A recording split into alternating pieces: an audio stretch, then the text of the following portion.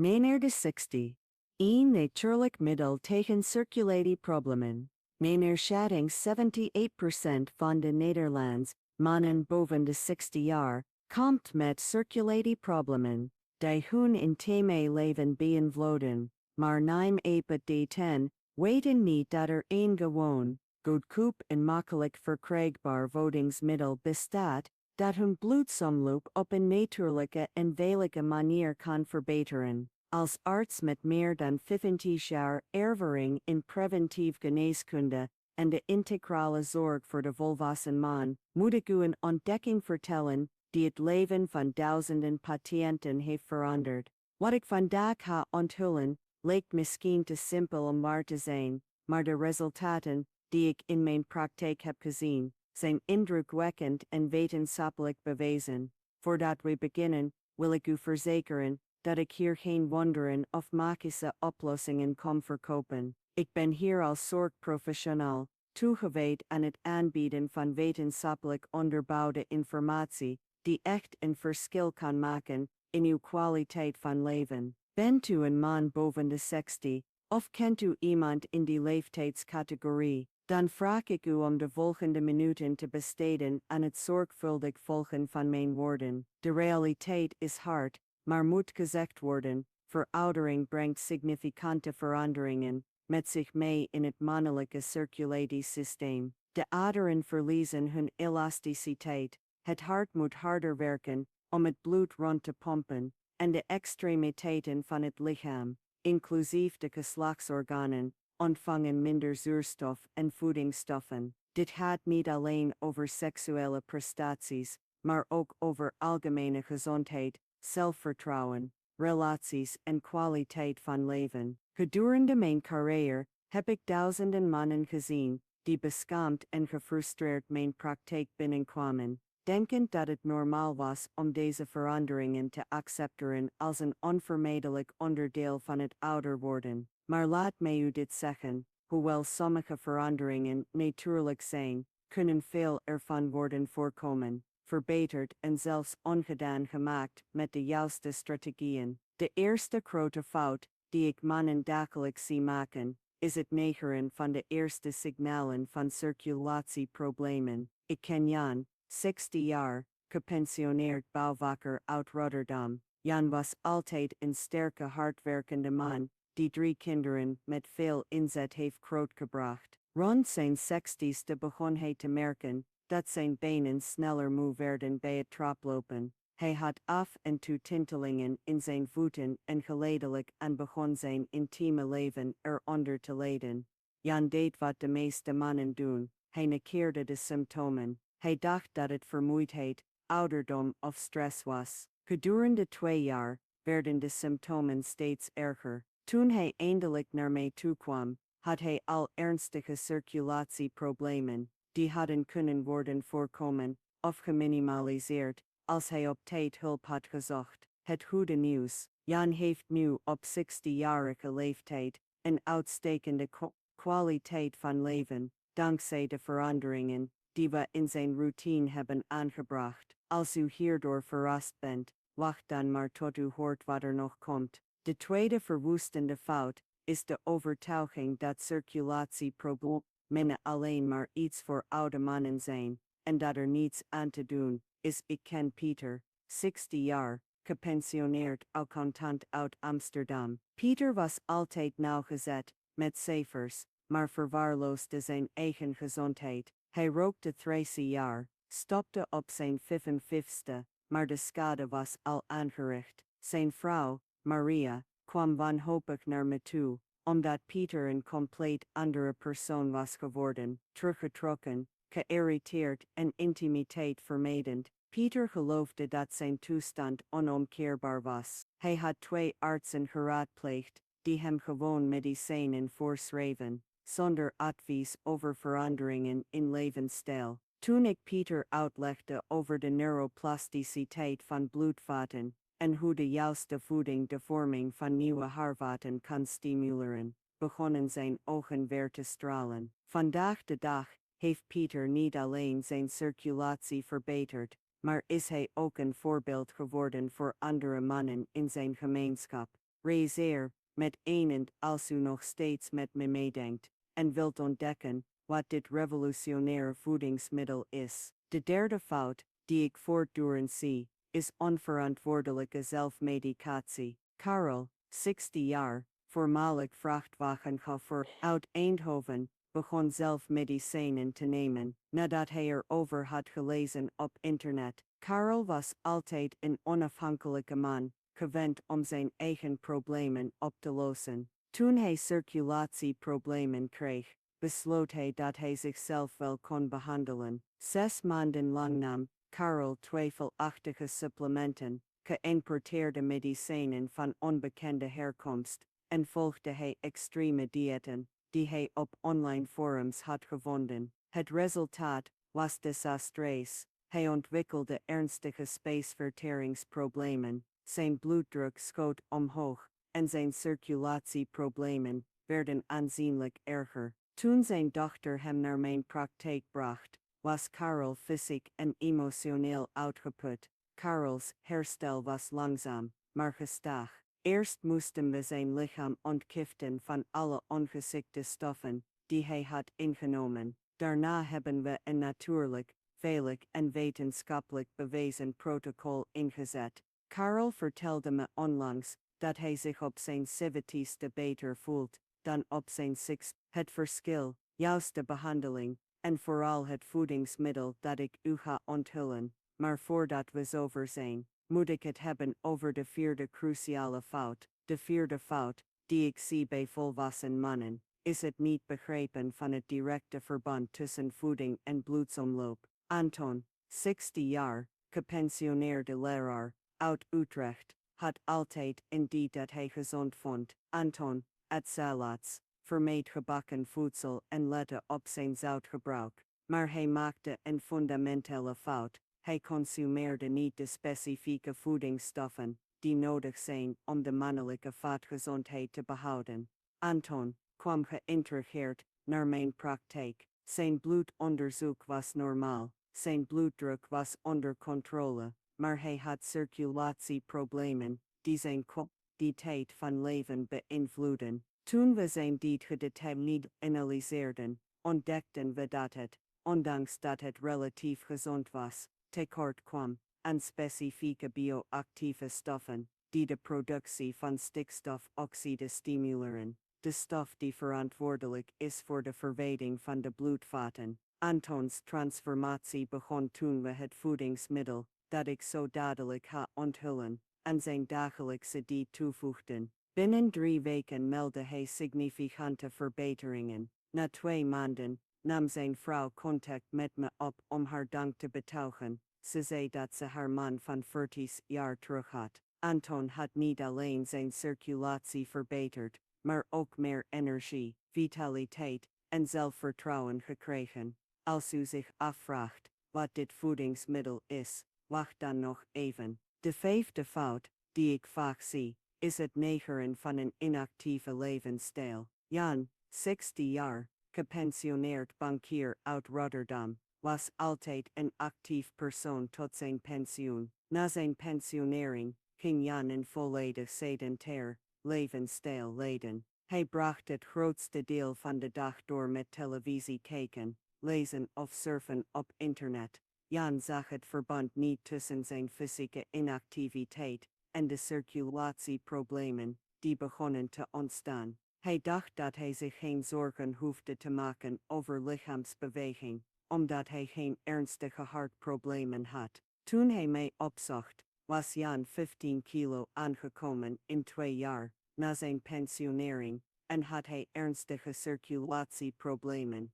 Het interessante aan Jans geval is dat hij geen atleet hoefde te worden om indrukwekkende resultaten te zien. We combineerden een protocol van lichte wandelingen met de toevoeging van een speciaal voedingsmiddel aan zijn dieet. Jan vertelde me dat de combinatie magisch was. In 3 maanden tijd verloor hij niet alleen het aangekomen gewicht, maar verbeterde zijn circulatie ook dramatisch. En hier komen we bij het cruciale moment van ons gesprek. Voordat ik dit revolutionair voedingsmiddel onthul, moet ik even stilstaan bij iets heel belangrijks. Als je tot hier bent gekomen, betekent dit dat je je echt bekommert om je gezondheid of de gezondheid van iemand van wie je houdt. Daarom wil ik je een speciaal verzoek doen. Abonneer je nu op het kanaal en activeer het belletje voor notificaties. Doe dit niet alleen om mij te steunen, maar ook omdat ik in de volgende video's compleet protocollen,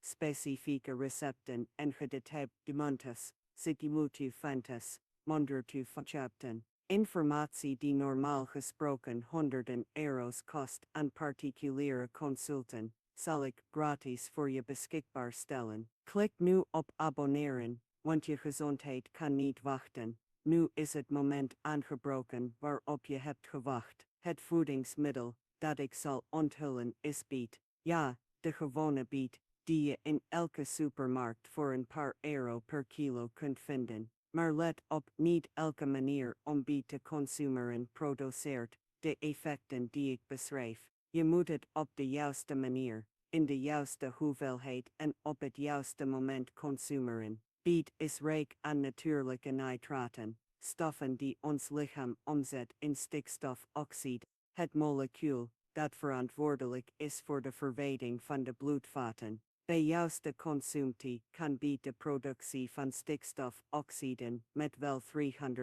verhogen, waardoor de bloedcirculatie in het hele lichaam, inclusief de geslachtsorganen, aanzienlijk verbetert. Maar laat me je vertellen over de zesde fout, die de voordelen van biet volledig kan teniet doen. De zesde fout is het consumeren van biet op een onjuiste manier. Ik leerde Pieter, 60 jaar, winkelier uit Amsterdam, kennen die na het ontdekken van de voordelen van biet, grote hoeveelheden gekookte biet begon te consumeren. Pieter dacht dat hoe meer hoe beter. Het probleem is dat koken, bij hoge temperaturen, een groot deel van de heilzame nitraten in de biet vernietigt. Bovendien at Pieter biet samen met andere voedingsmiddelen die de opname van voedingsstoffen belemmerden. Hij hield zich ook niet aan de ideale tijden voor consumptie, waardoor de effectiviteit er drastisch afnam. Na 3 maanden onjuiste consumptie van biet zag Pieter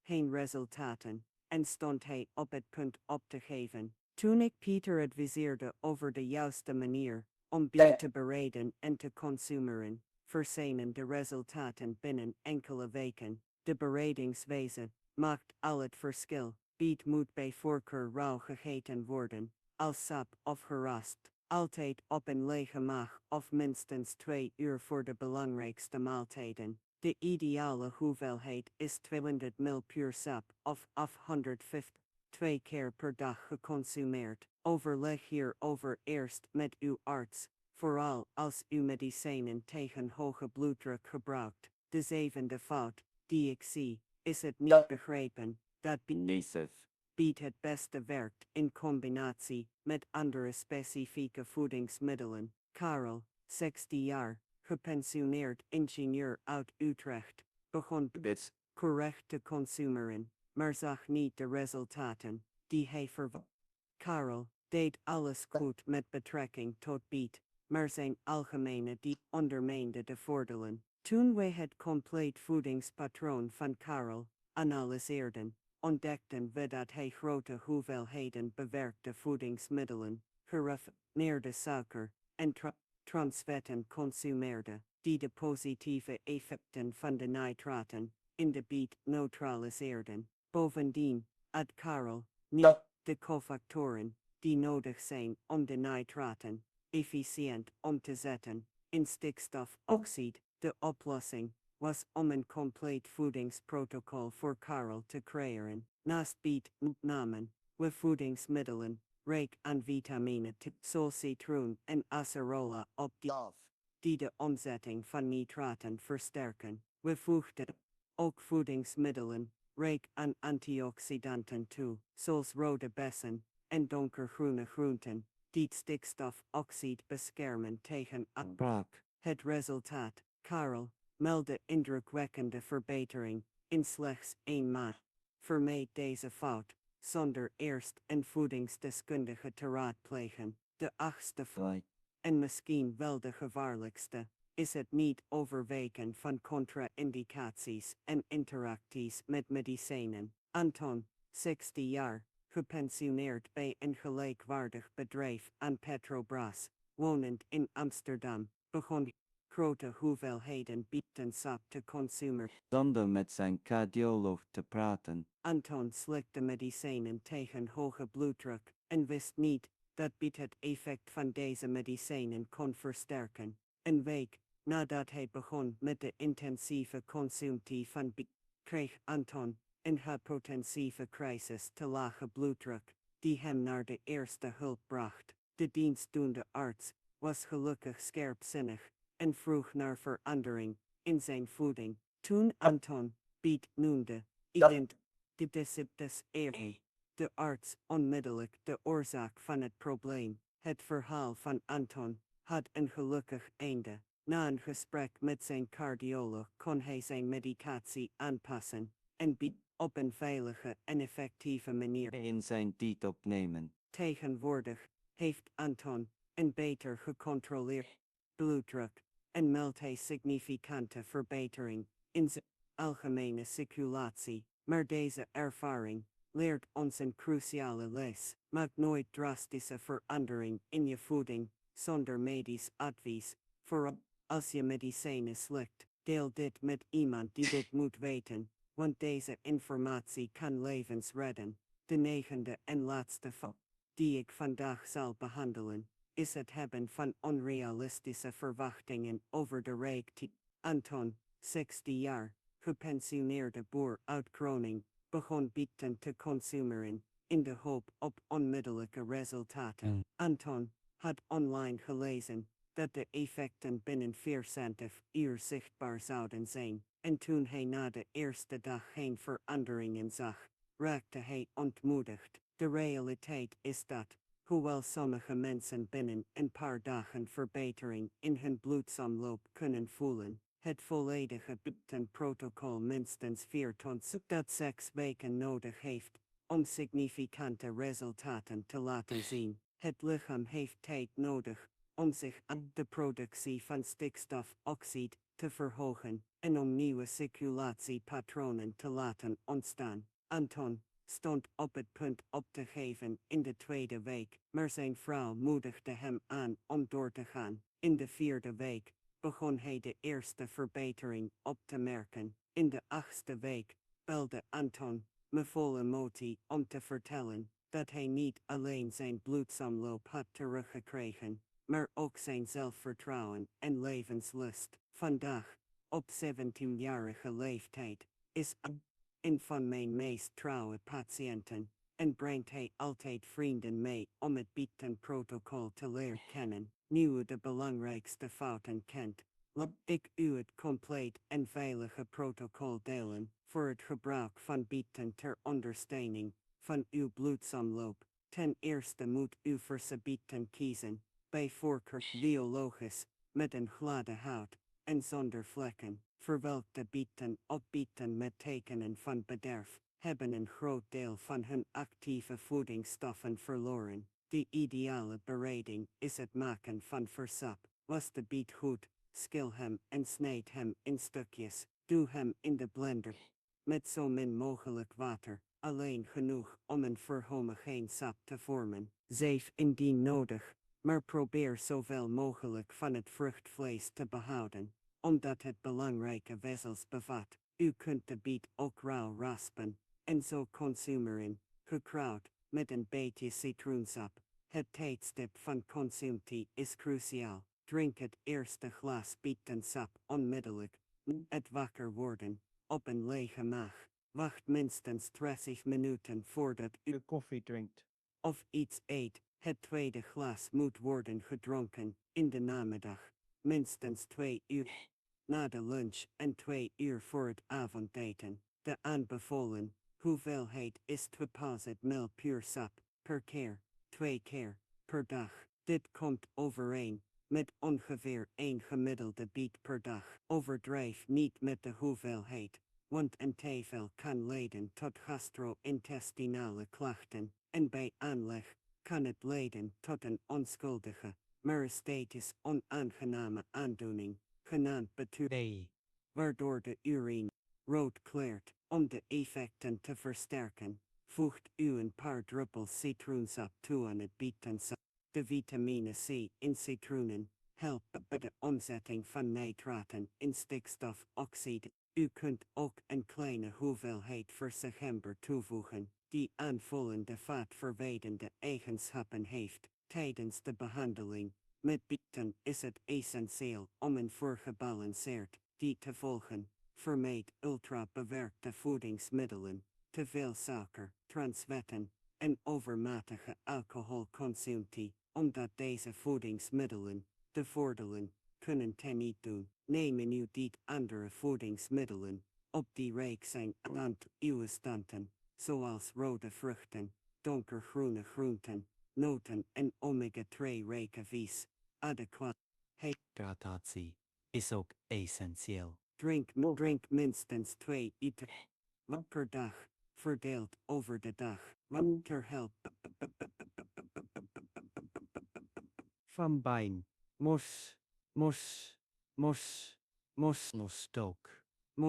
Water helpt. Muziek met jesamsbeweging. Het hoeft niet inspannend te zijn. Wandelingen van 30 minuten, 3 keer per week, maken al een significant verschil. Beweging stimuleert de bloedsomloop en verstopt de verwinterhul.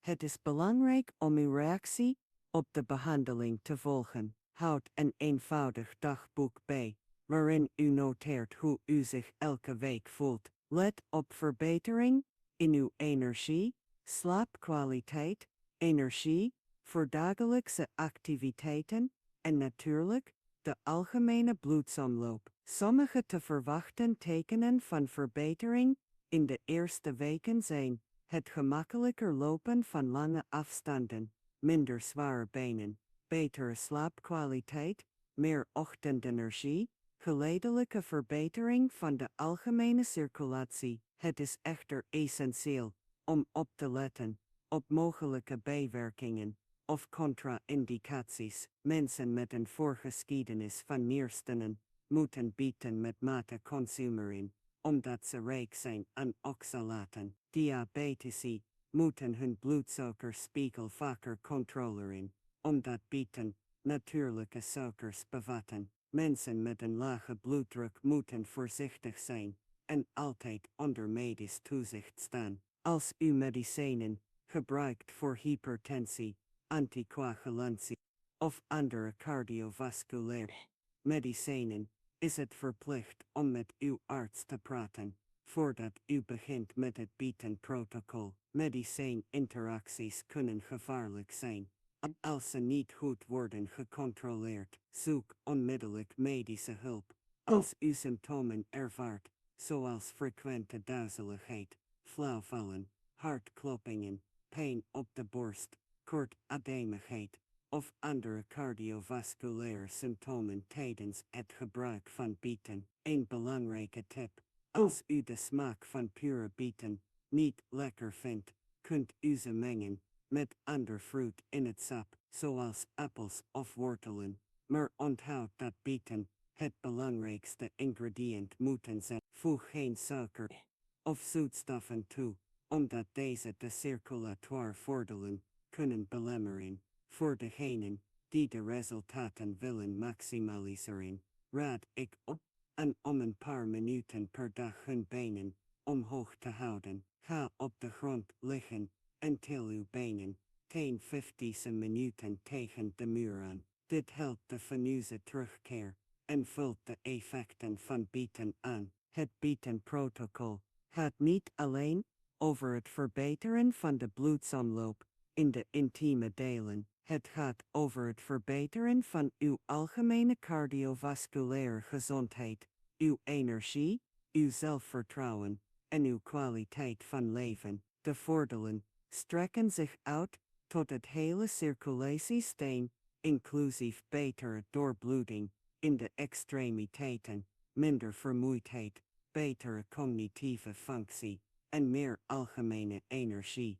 Het is belangrijk om realistische verwachtingen te hebben. Bieten zijn geen wondermiddel, maar een functioneel voedingsmiddel, dat wanneer het correct wordt geconsumeerd en als onderdeel van een gezonde levensstijl, indrukwekkende voordelen kan opleveren voor de mannelijke circulatoire gezondheid. Gedurende mijn carrière heb ik honderden mannen begeleid die hun leven hebben veranderd met eenvoudige, maar consistente verandering in hun voeding. Bieten zijn slechts een hulpmiddel, maar een krachtig hulpmiddel als ze correct worden gebruikt. Onthoud dat gezond ouder worden niet gaat over het passief accepteren van alle verandering die de tijd met zich meebrengt. Het gaat om het maken van slimme keuzes, gebaseerd op wetenschappelijk bewijs, die ons in staat stellen om de vitaliteit, energie en kwaliteit van leven te behouden, die we verdienen. De biedt een kans om op een natuurlijke, veilige en betaalbare manier de controle over je gezondheid te nemen. Voor een paar euro kun je toegang krijgen tot een voedingsmiddel dat het potentieel heeft om je bloedsomloop en daardoor je kwaliteit van leven te transformeren. Maar onthoud altijd, dit protocol moet deel uitmaken van een integrale aanpak van je gezondheid. Houd regelmatige afspraken met je huisarts. Laat preventieve onderzoeken doen. Doe aan lichaamsbeweging die geschikt is voor je leeftijd. Onderhoud gezonde sociale contacten en cultiveer hobby's die je plezier en voldoening geven. Als je tot het einde van deze uitleg bent gekomen, heb je een echte betrokkenheid met je gezondheid getoond, die een compliment verdient. De volgende stap is om deze informatie in de praktijk te brengen. Begin rustig aan, wees consistent, monitor je resultaat en houd je arts altijd op de hoogte van de verandering die je aanbrengt. Je gezondheid, je vitaliteit en je kwaliteit van leven liggen in jouw handen. De bied kan de sleutel zijn die je zocht om de deur te openen naar een nieuwe fase in je leven, gekenmerkt door meer energie, vitaliteit en zelfvertrouwen. Reageer hieronder en deel je ervaring met bieten of laat weten of je van plan bent om met dit protocol te beginnen. Jouw ervaring kan andere mannen die in dezelfde situatie verkeren inspireren en helpen. Samen kunnen wij een ondersteunende gemeenschap creëren, waarin ervaring worden uitgewisseld ten voordele van iedereen. En vergeet niet, als deze inhoud nuttig voor je is geweest, deel het dan met vrienden, familieleden of iedereen die van deze informatie kan profiteren. Gezondheid is een kostbaar goed dat gedeeld moet worden. Pas goed op jezelf en onthoud, je gezondheid kan niet wachten, maar met de juiste strategieën kun je nog vele jaren gezond, actief en vol leven voor je hebben. De bied kan de eerste stap zijn op deze race van transformatie.